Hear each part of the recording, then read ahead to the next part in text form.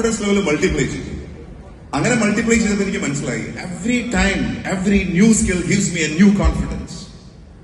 ഓരോ സമയത്തും ഓരോ പുതിയ സ്കില്ലും എനിക്ക് പുതിയ കോൺഫിഡൻസ് എനിക്ക് തരണം. എന്റെ ബിസിനസ് എക്സ്പാൻഷന്റെ ഭാഗമായിട്ട് എനിക്ക് ഹിന്ദി പഠിക്കണമായിരുന്നു. അതുവരെ എനിക്ക് ഹിന്ദി അറിയില്ല. അപ്പോൾ ഹിന്ദി അറിയാത്തത് കൊണ്ട് ഞാൻ പല സമയത്തും ഒരുപാട് പുറകോട്ട് പോയി.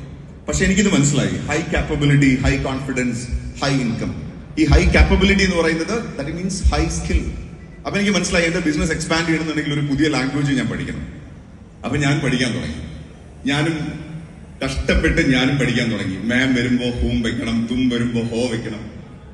ആദ്യം കുറച്ച് ബുദ്ധിമുട്ടായിരുന്നു, ഫ്രാങ്ക്ലി സ്പീക്കിംഗ് വലിയ ബുദ്ധിമുട്ടായിരുന്നു. പക്ഷെ പിന്നെ എനിക്ക് മനസ്സിലായി, ഈ ഒരു ലാംഗ്വേജ് പഠിക്കുന്നതോടൊപ്പം എനിക്ക് എന്റെ കോൺഫിഡൻസ് ലെവലിൽ വലിയ മാറ്റം വരുന്നുണ്ടെന്ന്. സോ ഞാൻ മെല്ലെ മെല്ലെ പഠിക്കാൻ തുടങ്ങി. എനിക്ക് ഇപ്പോഴും ഓർമ്മയുണ്ട്, നവി മുംബൈയിൽ ആദ്യത്തെ ഒരു ട്രെയിനിങ് സെഷനിൽ ഞാൻ ചെന്ന് നിന്ന സമയത്ത് എന്നെ ഇതുപോലെ ഒരു ടോക്കിന് വേണ്ടി എന്നെ വിളിച്ച സമയത്ത് അന്ന് ഞാൻ ആരൊക്കെയാണോ വിളിച്ച് പ്രാർത്ഥിച്ചെന്ന് എനിക്ക് ഇപ്പോഴും അറിയില്ല. എന്താ സംസാരിച്ചത് പോലും എനിക്ക് ഇപ്പോഴും ഓർമ്മയില്ല.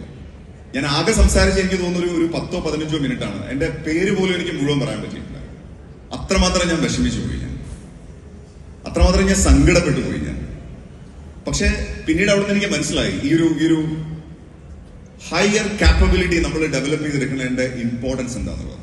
ഇപ്പൊ ഇവിടെ എന്റെ മുന്നിൽ പല ടൈപ്പ് ബിസിനസ് ചെയ്യുന്ന ആൾക്കാരുണ്ടാവാം, പല കരിയറുള്ള ആൾക്കാരുണ്ടാവാം.